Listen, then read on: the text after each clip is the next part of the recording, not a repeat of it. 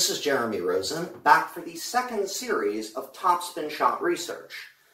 The focus of the first series, which featured the 2016 Wimbledon men's final between Andy Murray and Milos Raonic, was causal inference and why it matters in tennis.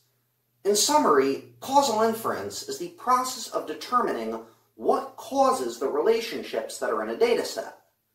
And it matters because if you give strategic or tactical advice without understanding those relationships, you could end up giving the wrong advice.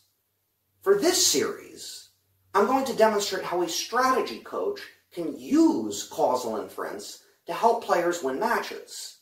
Specifically, I'm going to analyze the 2014 US Open women's final between Serena Williams and Caroline Wozniacki from the perspective of a strategy coach.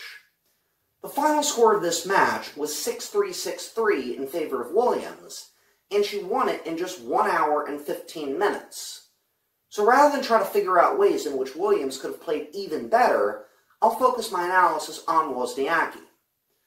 What I'm about to go into is actually in the next article, titled Winning the Rallies, but I'm going to cover it in this video instead of the next one. After I charted this match, I ended up with a pretty big data set. I have several pieces of information for each shot, like the placement and depth of the incoming ball, along with where the players are standing on the court, like inside the baseline or behind it.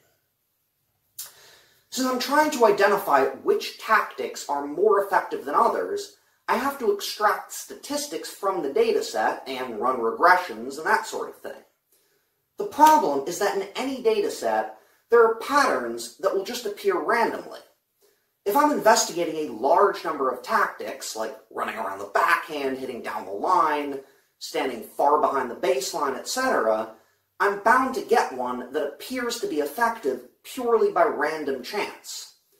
There's a really cool comic strip by an author named Randall Munroe that illustrates this concept beautifully. It shows scientists trying to figure out if jelly beans cause acne. Needless to say, jelly beans don't cause acne. But then a character in the strip asks the scientists if a specific color of jelly bean is responsible. So the scientists check something like purple jelly beans, no. Brown jelly beans, no. Pink, no. Blue, no. Teal, no. Green, yes, statistically significant. Mauve, no. Beige, no, etc. And then an article comes out saying green jelly beans cause acne. But that isn't how this is supposed to work. If you keep checking and rechecking your data until you finally find something significant, it's probably going to be a false positive.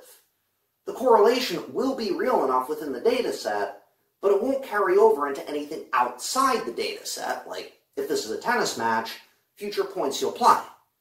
So when I analyze the Williams-Wozniacki match, I can't run too many statistical tests.